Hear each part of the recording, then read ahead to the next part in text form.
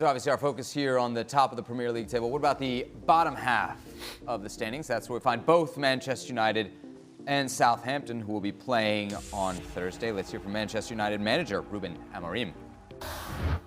I think this next game will teach me more from my players than the last two.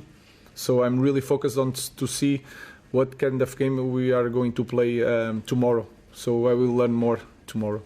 Just on that, can you say why? Why would you learn more then? Like I said, because there is no expectation for us in the last two games.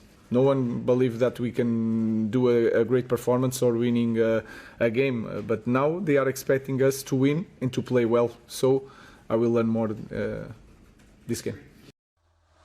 You're going to learn more against Southampton than Liverpool and Arsenal. What's he getting at there? Well, I don't know. I think what he's trying to say is, look, I want to see us on the front foot.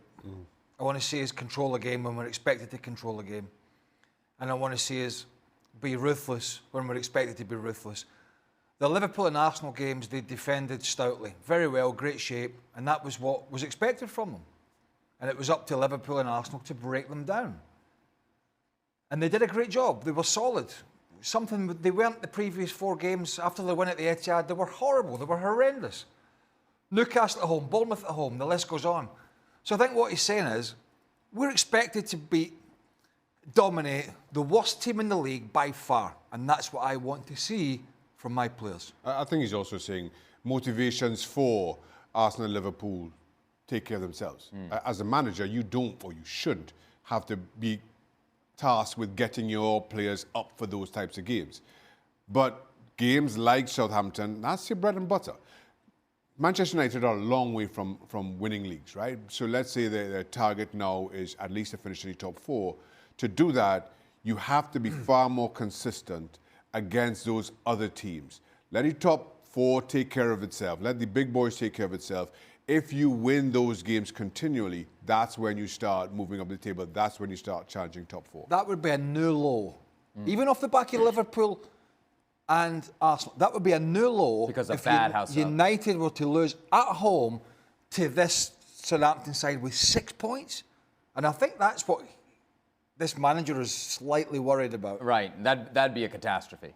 Ruben, you said to us before that you didn't have a problem getting up for really, really big games against big opponents, but doing it game after game after game is an issue. Does that mean you're concerned about playing Southampton tomorrow because they're obviously not having the greatest season? Yeah, I'm always concerned because we didn't have during these games the consistency in performance, in results. So I'm always worried. It's my job to be worried. But we have to face the Southampton in the same way that we faced Liverpool and Arsenal, for example. So that is the goal. Not more, not less. Face that game, but understanding that they are different games and people expect us to win, and that changes things. When you have the pressure to win, that is the pressure that we want, and sometimes it's harder to cope with that pressure, because against Arsenal and Liverpool no one was expecting us to beat that teams, but now it's different. So we have to be prepared for that pressure. We need that pressure to improve as a team, and we need to face the game in the right way. Before Gareth Southgate became England manager, people used to talk about the weight of the England shirt, and that was why the team never did as well as the ability of the players. Does that have an impact at a club like Manchester United that has been used to winning so much, that the demands are so high, yet the reality is different? I think we. Of course, this is, you feel the pressure of the club, but in this moment, I think I don't feel that pressure, because in the last years we didn't won the league, and you can understand, if you follow this club, in the past, if you don't win one year the league, you must win in the next year. I don't feel that pressure. We have to bring that pressure to us, because outside the fans are amazing. I don't read what you wrote, guys, so I don't feel that pressure. I just want to win, and to feel that pressure in the future. We need to win. We need to win titles, and we need to win games. In this moment, we just have to win games. Ruben, how much have you learned about the character of your players, especially over these last two games? Looking ahead to this Southampton, what can you draw from these last two experiences? I think this next game will teach me more from my players than the last two. So I'm really focused on to see what kind of game we are going to play tomorrow. So I will learn more tomorrow. Just on that, can you say why? Why would you learn more then? Like I said, because there is no expectation for us in the last two games. No one believed that we can do a great performance or winning a game. But now they are expecting us to win and to play well. So I will learn more this game. Just briefly on Marcus Rashford, I asked last time with this one as well, but how much would you like to see a resolution with this situation as far as where it's at and what's going on at the moment? I just want to win tomorrow. My focus is to win tomorrow. I will choose the players that I think they are the best to win the game tomorrow. So I'm just focused on that. Ian. Ruben, talking about the sort of pressure of tomorrow, two big results against teams where you maybe had to soak up pressure. How different does the performance need to be in a game where you're expected to take the initiative? Yeah, it's different, because I think the most difficult thing to train in one team is the way you build with the ball. And we, in the final third, the way we play, you create situation. That is what a big team should do very well. But for that, we need also time to train. And I think we have for a long time a lack of goals, and because we don't spend a lot of time during games in the last third with the ball. We did it against Nottingham, also Bournemouth. We have situations, but we need to improve in that part of the game. And I understand that in this moment is okay to play like that against. We divide the game against Liverpool, but Arsenal we wait for the game. We wait for the opportunity. And in the future, you cannot play like that, and I know that. But we need time to build a different way of playing. Now we are focused on different things, and then in the future, we are going to focus a lot on that. But this game, the fans will expect more from us, and we have to deliver or try. But the most important thing is to fight in the game and to play the game, and in the end, win the game. Last question in this section, David. Do you think with the last two performances that you've turned a significant corner in terms of the development of the team and where you're heading? We'll see tomorrow. I think tomorrow will tell us more from our team than the last two games. So let's wait until tomorrow. Given the performances of Bayindir and goal and Collier coming on as a sub, has he given you a selection headache for Southampton?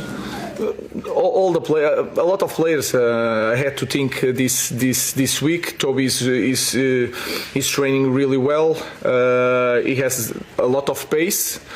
He likes to learn, so it's one more option for tomorrow.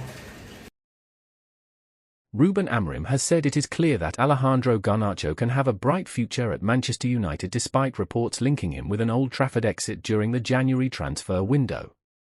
Sunday's FA Cup match at Arsenal, which United won in a penalty shootout, was the first time Garnacho had made Amorim's starting 11 since the 3-2 home defeat to Nottingham Forest on December 7th. During that time, the 20-year-old, who has 8 goals in 30 appearances this season, had been left out of the squad entirely for the Manchester derby, while speculation has increased that United could be open to selling the academy product to free up funds. But United have distanced themselves from suggestions that Garnacho could leave this month despite links with Napoli. When asked Wednesday if the Argentina international has the qualities to thrive at Old Trafford, Amorim said that is clear.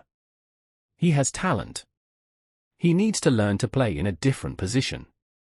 Amorim, whose 15th-placed side host Premier League bottom club Southampton on Thursday, added Hez finding the best way to play in this system. Hez improving during training. He started the last game. Let's see tomorrow against Southampton. United showed grit in Sunday's shootout win over Arsenal after being reduced to 10 men when Diogo Dalot was sent off, a week after a hard-fought 2-2 draw at Premier League leaders Liverpool. I think we want to be a team that is hard to play, said Amorim. It's like I had this feeling, especially at home in the last games, that we were easy to play. And we have to be honest with that. So if we face the competition the right way, we will be tough to beat for any opponent. So that's what I wanted. That's what I felt in the last 2 games. And the Portuguese manager singled out Harry Maguire for praise. The former captain clocked 104 minutes against Arsenal despite suffering from illness and missing training on the Friday beforehand, and Amorim said that was the sort of attitude he wants to see across the whole squad. I think we have to praise Harry more than me, he said. He's doing a great job. He was sick in the last game. He was dead in the end. That's what I want from every player. He has to continue to do a good job. Ruben Amorim has said it is clear Alejandro Garnacho can have a bright future at Manchester United despite reports linking him with a move away this month.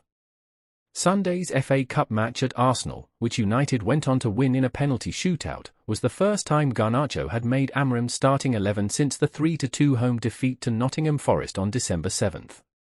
During that time the 20-year-old, who has 8 goals in 30 appearances this term, had been left out of the squad entirely for the Manchester derby, while speculation has increased that United could be open to selling the academy product to help ease concerns around profit and sustainability rules. But United have distanced themselves from suggestions that Garnacho could leave this month amid links with Napoli, and, when asked if Garnacho had the qualities to have a good future at Old Trafford, Amorim said on Wednesday that is clear. He has talent. He needs to learn to play in a different position. He needs to play better inside. He improves a lot recovering his position when he doesn't have the ball. But doing that, sometimes he's not in the right place to make transitions like he was in the past, because I prefer to defend and then build up with all the team to reach the final third. He's finding the best way to play in this system. He's improving during training. He started the last game. Let's see tomorrow against Southampton. Sunday's shootout win over Arsenal, coming on the back of the 2-2 draw at Premier League leaders Liverpool, has increased confidence that United are turning a corner following a run of 4 straight defeats.